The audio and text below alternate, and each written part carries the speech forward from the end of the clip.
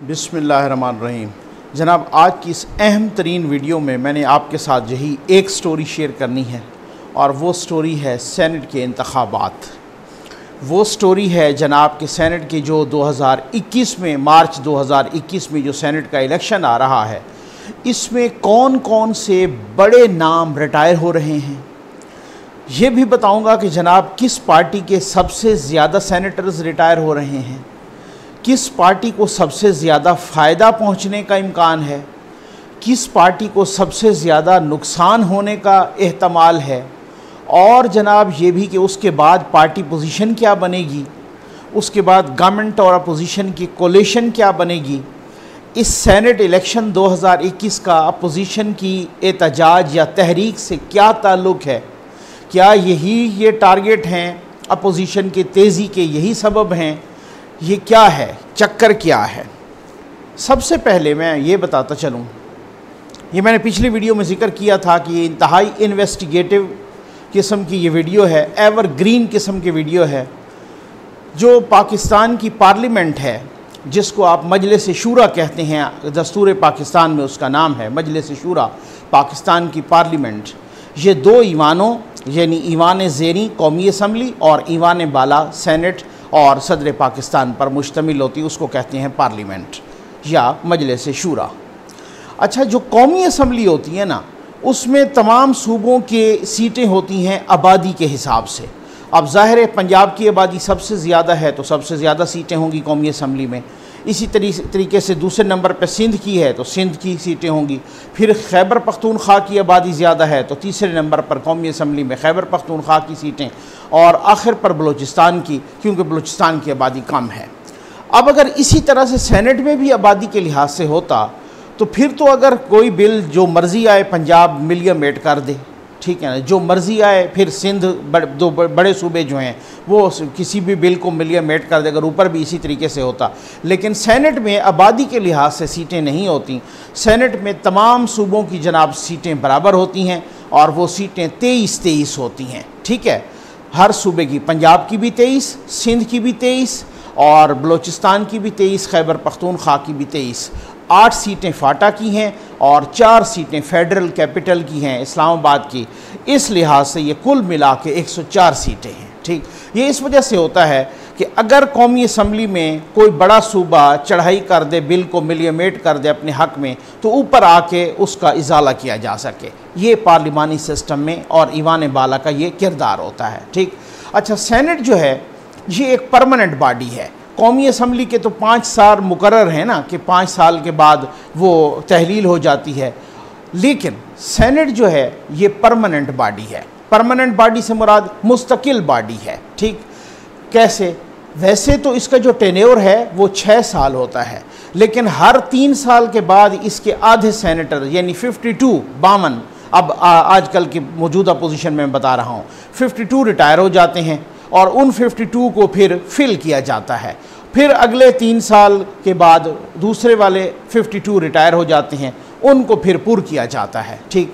अच्छा, सेनेट का जो इलेक्टोरल कॉलेज है वो क्या है, यानी सेनेट को कौन चुनता है, सेनेटर्स को मुंतखब कौन करता है।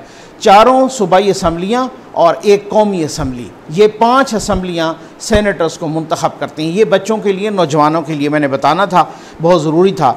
जनाब, आज हैं सबसे पहले कि बड़े नाम कौन से रिटायर हो रहे हैं, कौन कौन से बड़े बुर्ज जो है ना रिटायर हो रहे हैं, और आपको ये भी पता चलेगा कि क्या वो बुर्ज उनके वापस आने का भी इम्कान है या कोई नहीं। भाई 2 तरह से है ना। पहली बात ये है ये उनके वापस आने का इम्कान मैं इस वजह से कह रहा हूँ कि क्या उनको अपनी पार्टी टिकट देती भी है या नहीं देती, ठीक। दूसरा इम्कान ये होता है कि पार्टी बाज़-औक़ात टिकट देना भी चाहती है लेकिन उसके पास मतलूबा सीटें नहीं होती, इस वजह से उसके आने का आप देखेंगे बड़ी दिलचस्प सूरत हाल है। कुछ बहुत बड़े बड़े बुर्ज हैं, उनका आप देखेंगे कि इस तरह की सूरत हाल है कि अगर वो चाहें भी सही, उनकी पार्टी भी चाहे, तब भी वो वापस नहीं आ सकते। पहले जनाब आ जाएँ, मैंने इस वजह से बहुत बड़े नाम ये कहा है कि जो रिटायर हो रहे हैं, और ये तकरीबन जो 52 रिटायर हो रहे हैं, इसमें मैंने मुहतात अंदाजे से भी निकाला है तो तकरीबन 25 बहुत बड़े नाम हैं, ठीक है ना, जो रिटायर हो रहे हैं, यानी मार्च 2021 में, ठीक। 2015 में ये आए थे ना, तो 2021 में पहला नाम है जनाब रहमान मलिक साहब, साबिक वज़ीर दाखिला भी हैं, पीपल्स पार्टी से ताल्लुक़ है और सिंध से आए थे। तो ये तो इनके आने के दोबारा भी चांसेस हैं। मैं उसकी वजूहात आपको बताता हूँ कि क्यों इनके आने के ज़्यादा चांसेस हैं। क्योंकि पीपल्स पार्टी के जितने सेनेटर्स रिटायर हो रहे हैं वो तकरीबन सिंध से हो रहे हैं। सिंध में उनकी पोजीशन बहुत मजबूत है, इस वजह से उनके आने के चांसेस ज़्यादा हैं। दूसरा बड़ा नाम मैंने उस तरतीब से लिखा है अपना इस हवाले से, मौलाना अताउर रहमान साहब हैं जनाब। ये भी JUI के सरबराह हैं, अपना रहनुमा हैं और इनका खैबर पख्तूनख्वा से ताल्लुक़ है, वहीं से आए थे।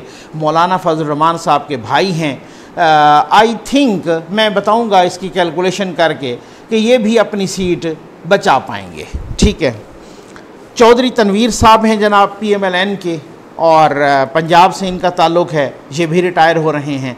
अब असल में मसला ये है कि आपको मैं बताऊं कि सबसे ज़्यादा जो सेनेटर्स रिटायर हो रहे हैं मसलन पंजाब से, वो ज़्यादातर नून लीग के पंजाब से रिटायर हो रहे हैं, ज़ाहिर है। अब वो पंजाब से जब रिटायर हो रहे हैं तो उनकी तादाद है 12 और बड़े नाम भी तकरीबन वहीं से हैं। ठीक है ना। तो अब यहाँ पे बड़ा कंपटीशन होगा क्योंकि ज़ाहिर है जब वो 12 आए थे उस वक़्त नून लीग की कुछ और अक्सरियत थी। अब वो सारे के सारे वापस आने के उनके चांसेस नहीं हैं। अब उसके बाद डॉक्टर जहांज़ेब जमालदीनी है, ये Balochistan national party Mengal group के हैं जनाब, लेकिन इनके आने के चांसेस मुझे दोबारा कम लग रहे हैं क्योंकि मेंगल साहब की इतनी सीटें नहीं हैं बलूचिस्तान असम्बली में। फ़ारूक H नायक साहब रिटायर हो रहे हैं जनाब, पीपल्स पार्टी से इनका ताल्लुक़ है सिंध से और डेफिनेटली बहुत कवी इम्कान है कि ये दोबारा भी आ जाएं। खुशबख्त शुजात साहबा MKM सिंध से रिटायर हो रही हैं और कभी इम्कान है दोबारा मुश्किल है। ठीक है। अच्छा जी, उसके बाद है जनाब जनरल रिटायर अब्दुल कयूम साहब, नून लीग के हैं, पंजाब से हैं। अब देखते हैं क्या। मियाँ अतीक शेख साहब भी रिटायर हो रहे हैं जनाब MKM के और मुझे इनकी भी छुट्टी के पक्के इम्कान लग रहे हैं। ये वही मियाँ साहब हैं, मियाँ अतीक साहब, जिनकी मतलब पिछले दिनों कुछ चंद रोज़ पहले मुशाहिदुल्लाह खान साहब से भी बड़ी गड़बड़ हुई थी सेनेट में, आपको याद होगा। मोहसिन अजीज़ साहब, आप में से हो सकता है बहुत सारे लोगों ने नाम ना सुना हो। इनका ताल्लुक़ PTI से है, खैबर पख्तूनख्वा से आए थे, लेकिन इनका नाम खुदा अपना तारुफ हवा बहार की है, मालम जब्बा स्कैंडल में आया है। ठीक है ना। इस वजह से जनाब वो फिर आपको इनके हवाले से मैंने मालम जब्बा पे एक वीडियो भी किया, आप देख लीजिएगा उसमें इनका क्या किरदार है। अच्छा जी, उसके बाद आ जाएं जनाब मौलाना गफूर हैदरी साहब, जिन्होंने ये बम्बास्टिक किस्म का बयान दिया था ना चंद रोज़ पहले, और उनका ताल्लुक़ जनाब जमीयत उलमाए इस्लाम मौलाना फजल रहमान साहब की पार्टी से है और उसमें जो है ना बलूचिस्तान से इनका ताल्लुक़ है। तो बलूचिस्तान में इतनी इनके पास सीटें हैं, ये अपनी सीट बड़े आराम से बचा सकते हैं, वो मैं कैलकुलेशन करके देता हूँ आपको। उसके बाद जनाब आ जाएँ बैरिस्टर मोहम्मद अली सैफ साहब, ये भी MKM के हैं और बड़ा मुश्किल लगता है जनाब, इनकी वापसी भी बहुत मुश्किल लगती है।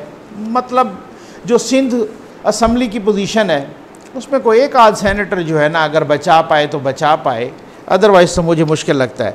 जावेद अब्बासी साहब हैं जनाब, PMLN के हैं, इनका ताल्लुक़ खैबर पख्तूनख्वा से है। इनकी सीट भी मुझे जाती हुई लगती है क्योंकि खैबर पख्तूनख्वा असम्बली में PMLN की, नून लीग की इतनी सीटें नहीं हैं। उस्मान खान काकड़ साहब हैं, पख्तूनख्वा मिली अवामी पार्टी के इनका ताल्लुक़ है, बलूचिस्तान से हैं। जनाब महमूद अचकज़ई साहब की पार्टी है, वहाँ भी मुश्किल है जनाब, इनकी कोई सीट है नहीं ख़ास, को एक आध सीट है गालिबन बलूचिस्तान असम्बली में, तो इनकी वापसी भी मुश्किल लगती है। आ जाए जनाब मुशाहिदुल्लाह खान साहब, ये भी रिटायर हो रहे हैं। क्या बात है, मैं समझता हूँ कि ये तो यूँ समझ रहे सेनेट की जान है। ठीक है ना। हम जब गैलरी में बैठे होते हैं ना, इनको मिस नहीं करते, इनका खिताब नहीं मिस करते। कई दफ़ा इससे बड़ा मज़ा आता है इनको सुनते हुए।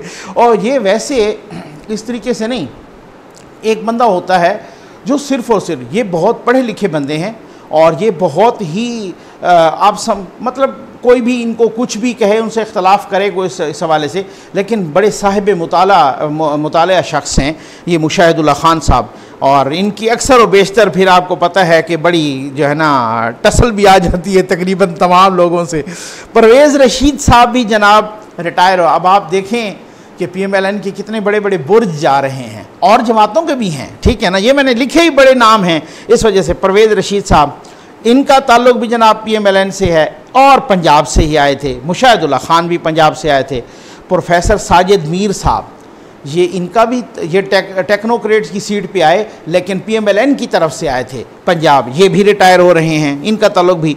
राजा ज़फ़रुल हक साहब लीडर ऑफ अपोजिशन हैं जनाब, PMLN से ताल्लुक़ है और ये भी जनाब रिटायर हो रहे हैं। अब देखते हैं वापस कितने आते हैं, वो ज़रा मैं कैलकुलेशंस आपको बताता हूँ। उसके बाद जनाब आ जाएं सलीम मांडवी वाला साहब, मैंने कहा था ना बहुत बड़े बड़े बुर्ज हैं। डिप्टी चेयरमैन सेनेट, ये भी जा रहे हैं जनाब, रिटायर हो रहे हैं। उसके बाद आ जाएं जनाब सलीम ज़िया साहब, PMLN से ताल्लुक़ है पंजाब से। अब देखें कि उनको दोबारा टिकट मिलता है या नहीं मिलता। मुझे लगता है कि आप वो PMLN ना बहुत कैलकुलेटेड टिकट्स देंगे कि क्योंकि उसकी वजह। उसके बाद जनाब सरफराज भुगटी साहब हैं, ये इनका ताल्लुक़ तो बलूचिस्तान अवामी पार्टी से है जिसको बाप बोलते हैं। उनकी पोजीशन तो वहाँ तगड़ी है लेकिन अब इनके ये कंट्रोवर्शियल भी बन चुके हैं, बहुत सारे इस तरह के इन पे केसेस आपने सुन लिया होगा। तो देखते हैं इनको मिलता है दोबारा टिकट या नहीं मिलता बलूचिस्तान में। सस्सी पलीजो साहबा, ठीक है, विमेन सीट पे आई, पीपल्स पार्टी से ताल्लुक़ है, सिंध असम्बली आ तो सकती हैं, ठीक है। शेरी रहमान साहबा, वो भी रिटायर हो रही हैं, ठीक हो गया ना बात 2021 में। शेरी रहमान साहबा का भी PPP से ताल्लुक़ है, सिंध से हैं, विमेन पार्टी से विमेन सीट पे आई थी, हो सकता है। आ जाए जनाब सिराजुल हक साहब जमात इस्लामी से, खैबर पख्तूनख्वा से। सिराज साहब की सीट जाती हुई दिखाई दे रही है जनाब। उसकी वजह यह है कि ये सीट जब आई थी उस वक़्त उनका PTI के साथ वहाँ पे इत्तेहाद था 2015 में, बल्कि उन्हीं के इत्तेहादी थे।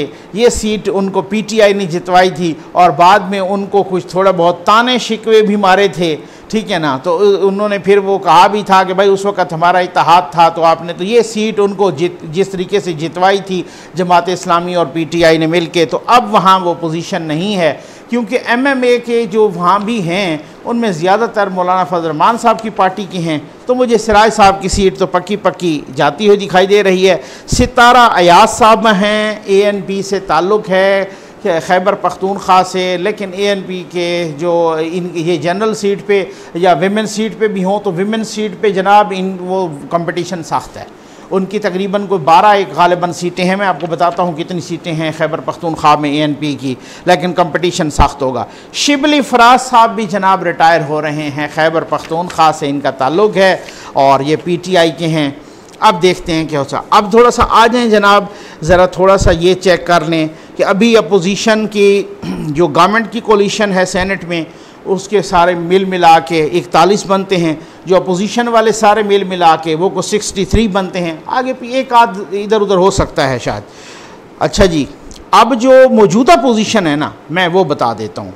मौजूदा पोजीशन है जनाब के नून लीग के कोई तकरीबन 30-31 सेनेटर हैं, उनमें से 17 रिटायर हो रहे हैं, ठीक है। 17 सेनेटर्स रिटायर हो रहे हैं, यानी सबसे ज़्यादा जो सेनेटर्स रिटायर हो रहे हैं वो मुस्लिम लीग नून के रिटायर हो रहे हैं, बाकी बचेंगे 13। अब देखते हैं ज़रा थोड़ा सा हालात व वाक़ियात को कि इन 13 में कितने वापस आते हैं। मुझे लग रहा है कि कोई हाफ ही वापस आ जाएं, तो मैं बताता हूँ। पीपल्स पार्टी के हैं 19 तकरीबन, इनमें से 7 रिटायर हो रहे हैं, 12 बच जाएंगे। अब इनमें से वापस कितने आते हैं जनाब, वो बड़ी दिलचस्प सूरत हाल डिस्कस करनी है, बड़ी दिलचस्प सूरत हाल है। PTI के 18 है, 7 रिटायर हो रहे हैं, 11 बचे, इनके कितने वापस आते हैं, गेन करेंगे डेफिनेटली। और जनाब बलूचिस्तान अवामी पार्टी के 12 हैं, 2 जा रहे हैं और 10 बचे, ये भी डेफिनेटली गेन करेंगे, ठीक है। इनकी पोजीशन वहाँ बहुत स्ट्रांग है बलूचिस्तान में। MKM के 5 हैं जनाब, 4 जा रहे हैं, इनका 1 बचेगा और पोजीशन भी बड़ी माठी है वहाँ पे। और यहाँ पे मुझे लग रहा है कि जो सबसे बड़ी लूज़र जमात है होगी शायद इलेक्शन, सेनेट का इलेक्शन 2021 अगर इलेक्शन हो पाता है तो, ये भी मैं बताता हूँ मैं क्यों कह रहा हूँ, ठीक है ना। हाँ, इसकी तरफ भी इशारे हैं, ठीक है, और इसकी तरफ भी मूवमेंट का रुख तो इसी तरफ है। तो MKM 5 सीटों में से 4 रिटायर हो रहे हैं, 1 बचेगी, और मुझे लग रहा है कि कहीं सारे के सारे न लूज कर जाएं, ठीक है। इंडिपेंडेंट 5 में से 4 जा रहे हैं, 1, खैर उनका फिर अलग मामला होता है, वो फिर गेम है। और आपको पता है कि इस तरीके की जिस तरह से उनकी हार्स ट्रेडिंग और सारा कुछ सेनेट में, क्योंकि खुफिया है राय शुमारी। BNP मेंगल 1 है जनाब, 1 जा रहा है, 0 बचेगा, मुझे उनके आने के भी कोई चांसेस नहीं है। GDA का वैसे 1 है, उनका तो जा नहीं रहा, अभी आया था। नेशनल पार्टी के 4 हैं, 2 जा रहे हैं, मुझे लगता है शायद 1 गेन वो कर लें। 1 JUIF के 4 हैं और 2 जा रहे हैं, 4 या 5 हैं ग़ालिबन, 2 जा रहे हैं, तो मेरा ख्याल है ये दोनों के दोनों गेन कर लेंगे। और अगर हो सकता है कोई और भी हाथ मार लें ठीक है ना। वो इस वजह से मैं कह रहा हूँ कि मुझे याद है कि पंजाब में कि जब पिछला इलेक्शन हो रहा था, जब अभी पिछला था ग़ालिबन, उससे पिछला था, नदीम अफजल चांद साहब पीपल्स पार्टी में थे उस वक़्त, तो पीपल्स पार्टी के पंजाब में तकरीबन को 4-5 सीटें थी, तो नदीम अफजल चांद के को 17-19 वोट निकल आए थे। तो कभी कभी ऐसे मौज़े भी होते हैं, ठीक है ना। अच्छा जी, जमात इस्लामी का तो बता दिया मैंने आपको, PK मैप का भी बता दिया, 2 सेनेटर हैं जनाब, दोनों जा रहे हैं और 0 हो जाएगा, और इनके आने के भी कोई चांसेस नहीं हैं। और इसी तरह से ANP के भी आने के कोई चांसेस मुझे नहीं लग रहे, 1 ही सेनेटर है और वो जा रहा है, ठीक। अच्छा जनाब, अब आ जाएं टोटल, मैं आपको बड़ी तफसील के साथ, 52 तो कुल रिटायर हो रहे हैं। नून लीग के कितने रिटायर हो रहे हैं? 17। इनमें से पंजाब के कितने हैं? 12। पंजाब वाले 12 में से मुझे लग रहा है कि हो सकता है उनके पास 5 से 6 सेनेटर वापस आ जाएं, 1 आध इधर उधर हो सकता है। भाई मैंने आपको कहा है ना कि यहाँ पे बहुत कुछ चक्कर चल जाता है। यहाँ पे ये भी है कि जो कैलकुलेशन के मुताबिक किया है कि PTI ऊपर जाएगी, तो लास्ट टाइम भी आपको पता है ना क्या हुआ खैबर पख्तूनख्वा में। PTI के ख़ुद इमरान खान साहब ने इल्ज़ाम लगाया था कि हमारे बंदे बिक गए हैं, और ये तो अब भी एक उनमें से खातून ने अभी तक खान साहब पे एक मुकदमा भी किया हुआ है, और खान साहब उस मुकदमे से भी जान छुड़ा रहे हैं, जैसे शहबाज शरीफ साहब के मुकदमे से नहीं भागे हुए, डेफेमेशन का केस किया हुआ है। इस तरह से उन्होंने कहा कि उस खातून ने कहा था, PTI की खातून थी खैबर पख्तूनख्वा की, कि जनाब उन्होंने कहा कि इन्होंने हम पे इल्ज़ाम लगाया है, तो उन्होंने मुकदमा कर दिया। भर पंजाब से हैं 12 जा रहे हैं, इनमें से मुझे लगता है 5 से 6 सेनेटर जो है ना वापस आ जाए। जो फेडरल कैपिटल है ना, ये 2 सेनेटर जा रहे हैं और दोनों का ताल्लुक नून लीग से था। मुझे नहीं लगता कि इनमें से कोई वापस आए, ये लूज़ करेंगे। हो सकता है, ठीक है ना, हो सकता है एक हासिल कर लें, लेकिन मुझे नहीं लगता, क्योंकि उसकी वजह यह है कि एक का ताल्लुक टेक्नोक्रेट से है और एक का जनरल से है, तो फिर ये तो कंपटीशन दूसरी तरफ चला जाएगा ना। और 1-2 जनाब हैं बलूचिस्तान से इनके, वो भी जा रहे हैं, तो अब बलूचिस्तान में तो इनकी 1 ही सीट है, वो दोबारा कैसे आ सकते हैं। और इसी तरीके से जनाब खैबर पख्तूनख्वा से वो भी 1 है जा रहा है, तो खैबर पख्तूनख्वा में भी इतनी इनकी सीटें नहीं हैं, 5-6 हैं तकरीबन, तो वो भी कैसे आ सकता है, बहुत मुश्किल है। मुझे असल में पता क्या है, कुछ इस तरह के सेनेटर्स कि जहाँ पे मसलन बलूचिस्तान वाला जा रहा है तो उसको पंजाब से मुंतखब करवा लो, जैसे MKM ने मियाँ अतीक साहब को पंजाब के थे तो सिंध से मुंतखब करवा लिया था। लेकिन अब वो तो तब होता है ना कि जब पार्टी की पोजीशन बहुत तगड़ी हो, तो अब पार्टी की ऑलरेडी पोजीशन, तो उसमें तो फिर पिक एंड चूज़ होगा ना कि कौन से बंदे हमने दोबारा सेनेट भेजने हैं। तो बात यह है कि इन 17 में से तकरीबन 30 में से 17 रिटायर हो रहे हैं, तो अब देखें कि वापस कितने आते हैं, एंड पे कैलकुलेशन करते हैं। पीपल्स पार्टी के जनाब 7 हैं, तकरीबन सारे जो रिटायर हो रहे हैं वो सारे के सारे सिंध से हैं, ठीक है ना। और मुझे नहीं लगता कोई एक आध शायद हो सकता है लूज़ करे, लेकिन मुझे नहीं लगता पीपल्स पार्टी सारे के सारे गेन करेगी। 19 के 19 तकरीबन बराबर करेगी। हो सकता है जरदारी साहब ने को पता खेला तो हो सकता है कि ये कोई 19 की बजाय 20 भी हो जाएं या 21 भी हो जाएं, ठीक है ना, कहीं, क्योंकि उनके साथ 7 बंदे जो है ना उनके पंजाब से भी हैं और इसी तरह से को 5-6 KPK से खैबर पख्तूनख्वा से भी हैं। PTI के साथ हैं जनाब, सारे के सारे खैबर पख्तूनख्वा से हैं, और मुझे लगता है कि कोई लग जाए, ऐसे को पिछली दफ़ा वाला को गेम खेल इस तरह से हो जाए, अदरवाइज़ वो पूरे के पूरे अपने बंदे गेन करेंगे, वापस होंगे। हो सकता है एक आध सीट, अगर बिल्कुल जेन्युइन उनके पूरे के पूरे वोटर कहीं नहीं जाते तो एक आध सीट वो गेन भी करेंगे। MQM के 4 हैं जनाब, और चारों के चारों सिंध से हैं। अब लास्ट टाइम आपको पता है कि उनका अभी जो हुआ था 2018 में, ठीक है ना, तो फ़रोग नसीम साहब आए थे। अब वो तो कहते हैं कि जनाब वो हमारा बंदा ही नहीं है, ठीक है ना, पता नहीं किस तरीके से वो आ गए। ख़ुद खालिद मकबूल साहब कह चुके इनकी तो हमने मिनिस्ट्री नहीं मांगी थी, ठीक है ना, वो तो उनको उस हिसाब से गिनती में भी नहीं लाते। लेकिन फिर भी फ़रोग नसीम साहब वो जब दोबारा गिनती हुई तो उसमें आ गए। वो एक ही वाहिद सेनेटर उनका आया था, अब पता नहीं वो आता है या नहीं आता, क्योंकि मैं बताता हूँ कि हर असम्बली में कितने कितने लोग चाहिए। अब जनाब उसके बाद JUIF है, 2 हैं। एक का ताल्लुक़ है खैबर पख्तूनख्वा से जो मौलाना अताउर्रहमान साहब हैं, और एक का ताल्लुक़ है जनाब बलोचिस्तान से जो कि मौलाना अब्दुल गफ़ूर हैदरी साहब हैं।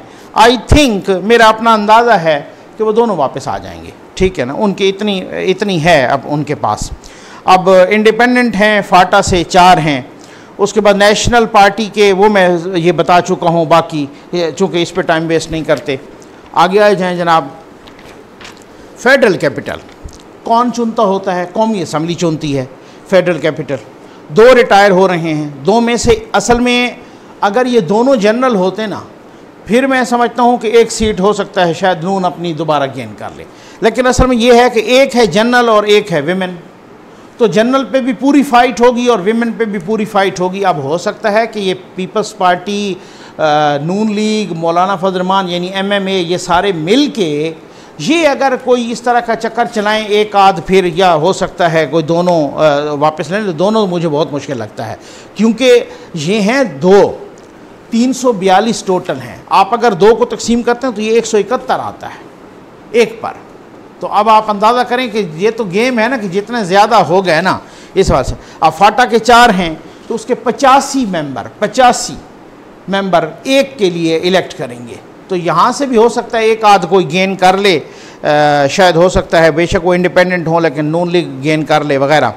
पंजाब पे आ जाएं जनाब, पंजाब की जो विमेन सीट्स हैं वो 3, जो जनरल हैं वो 8, जो टेक्नोक्रेट्स हैं वो 1, ठीक है ना। ये मैं टोटल बता रहा हूँ, ये कोई उसकी नहीं बता रहा नून लीग की, ये टोटल बता रहा हूँ जो सारे के सारे ना यहाँ से जो रिटायर हो रहे हैं, ठीक है ना। 8 और ये 4, 12 लोग रिटायर हो रहे हैं पंजाब से। अब अगर आप जनरल का देखते हैं तो पंजाब असम्बली के कुल मेंबरान की तादाद है 371। अब 8 पे तकसीम करें तो ये तकरीबन को 46-47 मेंबर एक पे आते हैं। इसी तरीके से आप अगर 371 को 3 पर तकसीम करें विमेन के लिए तो वो तो 123 से 124 मेंबर आते हैं। और इसी तरीके से अगर 371 वो जो एक टेक्नोक्रेट की है उस पर तो खुला मुकाबला है, ठीक। अब आ जाएँ जनाब आप सिंध पर, 168 ये असम्बली के टोटल इनकी तादाद है। 11 रिटायर हो रहे हैं, 11 में से जो जनरल हैं ना वो 4 हैं, जो विमेन हैं वो भी 4 हैं, जो टेक्नोक्रेट हैं वो 2 हैं, जो नॉन मुस्लिम हैं वो 1 है। बड़ी ज़बरदस्त किस्म की तरतीब है भाई। ये कुदरती जो तरतीब आई है ना, ये तरतीब ही पीपल्स पार्टी के हक़ में आ गई है। अगर ये जनरल ज़्यादा होते बिलफर्ज तो फिर हो सकता है कि कोई अपोजिशन वाला, मुझे नहीं लगता कि पीपल्स पार्टी कोई लूज़ करेगी, तकरीबन सीटें उनकी वापस आ जाएंगी। और इसी तरीके से अगर कहीं पिछली दफ़ा वाला इस तरह का मिसहैप नहीं होता तो फिर खैबर पख्तूनख्वा में भी हो सकता है PTI अपनी सारी सीटें वापस कर ले और कुछ गेन भी कर ले, ये भी हो सकता है। खैबर पख्तूनख्वा असम्बली की टोटल मेंबरान की तादाद है जनाब 145। यहाँ जनरल जो रिटायर हो रहे हैं वो 8 हैं जनरल सेनेटर्स, विमेन 2 हैं विमेन की तादाद, और टेक्नोक्रेट नहीं है, और नॉन मुस्लिम जो हैं गैर मुस्लिम वो 1 है, ठीक। अच्छा, इसमें तकरीबन 18-19 वोट जनरल के लिए एक सेनेटर के लिए चाहिए, यानी खैबर पख्तूनख्वा असम्बली में। और अगर आप विमेन की बात करते हैं वो तो 70 से ज़्यादा वोट चाहिए, ठीक है ना, विमेन की, क्योंकि 2 हैं टोटल विमेन। और इसी तरीके से आप अगर नॉन मुस्लिम को तो खैर अलग से होता है। बलूचिस्तान में आ जाएं जनाब, इनकी कुल तादाद है 65, 7 इसके जनरल रिटायर हो रहे हैं, विमेन 1, टेक्नोक्रेट 1, नॉन मुस्लिम 1। अच्छा, ये जो विमेन टेक्नोक्रेट नॉन मुस्लिम इस पर तो ओपन मुकाबला है। जो 7 जनरल हैं वो तकरीबन 9-10 सॉरी 9-10 बलूचिस्तान असम्बली के MP एक सेनेटर के हिस्से पे आते हैं। तो यूँ समझ लें कि बलूचिस्तान में आपको एक सेनेटर चुनने में, फिर से रिपीट कर दूँ, बलूचिस्तान में एक सेनेटर चुनने के लिए 9 बंदे चाहिए। खैबर पख्तूनख्वा में चुनने के लिए, जनरल की बात कर रहा हूँ, 18 बंदे चाहिए। और इसी तरीके से जनाब आपको सिंध में तकरीबन कोई 40+ बंदे चाहिए, 40+।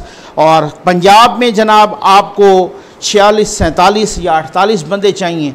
इस तरह से कौमी असम्बली में एक चुनने के लिए आपको 170 से ज़्यादा चाहिए और फाटा के लिए 85 से ज़्यादा चाहिए। ये है अब इस वक्त जो सूरत हाल है ना, मैंने आपको बताया कौमी असम्बली में PTI के 156 हैं, PMLN के 83 हैं, पीपल्स पार्टी के 55 हैं, इस तरह से 4 कोई आज़ाद हैं, MMA के 15 हैं, PMLQ के 5 हैं, MQM के 7 हैं, GDA के 3 हैं, शेख रशीद 1 है, जनाब ANP का 1 है, BNP 4 हैं, बाप के 5 हैं और जमहूरी वतन पार्टी के 1। अच्छा, कुछ ना अब असम्बलियों की तादाद ज़रूरी नहीं है पूरे के पूरे हों, कुछ ये जो है ना इस तरीके से वो हैं। तो अब आ जाएं इस पर जनाब कि क्या ये कितना कवी इम्कान है कि अगर ये हो गया तो ठीक है ना, अगर ये इलेक्शन हो जाता है तो अब जो मैंने आपको कंपोजिशन बताई ना सेनेट की कि तकरीबन अपोजिशन सारे मिल मिला के कोई 62-63 बनते हैं, वो कोई 41 या 42 बनते हैं गवर्नमेंट वाले।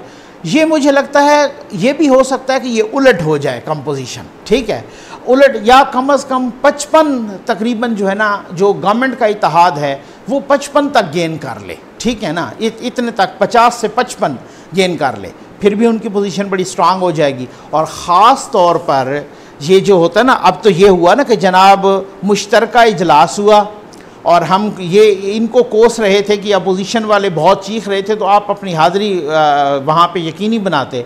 अगर वहाँ पे मुश्तरका इजलास हो गए और ये अगर अपनी हाज़िरी यकीनी भी बना लें तब भी उनकी नंबर ज़्यादा हो जाएंगे और वो तब भी कम अज़ कम जो सादा अक्सरियत उनके पास होगी कम अज़ कम मुश्तरका इजलास में मैं समझता हूँ वो हो जाएगी और सेनेट में भी हो जाएगी सादा अक्सरियत। बाकी रहा फिर 2/3 की मेजॉरिटी वाली बात, अब वो क्या होती है, किसी के पास होती है या नहीं होती। और जनाब ये ज़राए बता रहे हैं कि बहुत कुछ वो होता है ना, ये मैंने आपको कैलकुलेशन अपनी करके बताई है जो तरीके से आप भी कैलकुलेट कर सकते हैं। बाकी होती हैं हार्स ट्रेडिंग, और हार्स ट्रेडिंग के अलावा कुछ करिश्माती हाथ भी होते हैं ना, जो करिश्माती हाथ होते हैं ना, क्रिस्मेटिक, ठीक है ना, क्रिस्मेटिक हाथ हैंड और करिश्माती हैंड, वो जो करिश्मा चलता है वो करिश्मा कैसे, जैसे याद है ना कि सेनेट में जब खड़े थे तो उस वक्त 64 थे, जब बैठे और वोट निकले उस वक्त 50 थे, तो ये करिश्मा ही होता है ना, ठीक है ना। तो इस तरीके से अगर करिश्माती हाथ चल गए तो फिर कुछ और भी रिजल्ट्स आ सकते हैं। और हॉर्स ट्रेडिंग हर बंदे ने अपने हिसाब से, हर पार्टी ने अपने हिसाब से करनी होती है, तो वो भी जैसे होती रही है तारीख़ में, उसके भी रिज़ल्ट्स फिर बिल्कुल भी बहुत अनहोने से भी आ सकते हैं जनाब। और सबसे बड़ी बात ये है कि अगर ये अपोजिशन का एहतजाज कुछ और ही रंग अख्तियार कर गया और जनवरी में लॉन्ग मार्च आ गया इस्लामाबाद और असम्बलियाँ तहलील करनी पड़ी, तो फिर सेनेट के इलेक्शन आगे चले जाएंगे। लेकिन रिटायर हो जाएंगे बंदे, सेनेट 52 के साथ काम करती रहेगी, नई कौमी असम्बली या नई सूबाई असम्बलियों के आने तक इस्तीफ़ों का ऑप्शन होता है या कुछ भी होता है। आज मरीम नवाज़ साहबा ने जो प्रेस कॉन्फ्रेंस की उसमें मैं अलग वीडियो भी बनाऊंगा, लेकिन उसमें बहुत एक अहम तरीन नुक्ता उन्होंने कहा कि हमारे पास बहुत सारे ऑप्शंस हैं जो अभी हम नहीं खोलना चाहते। उनमें एक ये है कि एक PMLN डिसाइसिव लॉन्ग मार्च करेगी इस्लामाबाद की तरफ, डिसाइसिव उन्होंने कहा है, फैसला कौन लॉन्ग मार्च भी कर सकती है। आप देखें कि वो अगर फैसला कौन लॉन्ग मार्च हुआ और असम्बली डिज़ाल्व करनी पड़ी तो फिर ये 52 मेंबरान रह जाएंगे, 52 तो रिटायर हो जाएंगे, ये जो 52 होंगे इनको नई असम्बलियाँ आके फिर इलेक्ट करेंगी।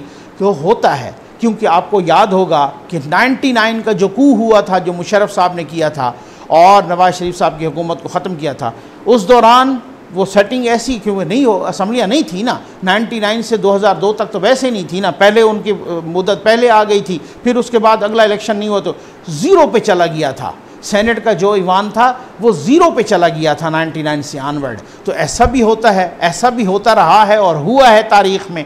तो हो सकता है कि ये 52 बचें और इनको अगली असम्बलियाँ इलेक्ट करें। तो चेक करते हैं जनाब, देखते हैं कि क्या होता है। यही इलेक्शन होते हैं या अपोजिशन की तहरीक इतनी ज़ोर पकड़ जाती है कि असम्बलियाँ तहलील करनी पड़ जाती हैं, और जब असम्बलियाँ तहलील करनी पड़ें तो फिर तो पोजीशन कोई डिफरेंट ही हो जाएगी। सेनेट की, पूरी पार्लियामेंट की पोजीशन, पूरी सूबाई असम्बलियों की पोजीशन, फिर तो बहुत कुछ ही डिफरेंट हो जाएगा। उम्मीद है आपको वीडियो पसंद आई होगी। आपका बहुत बहुत शुक्रिया।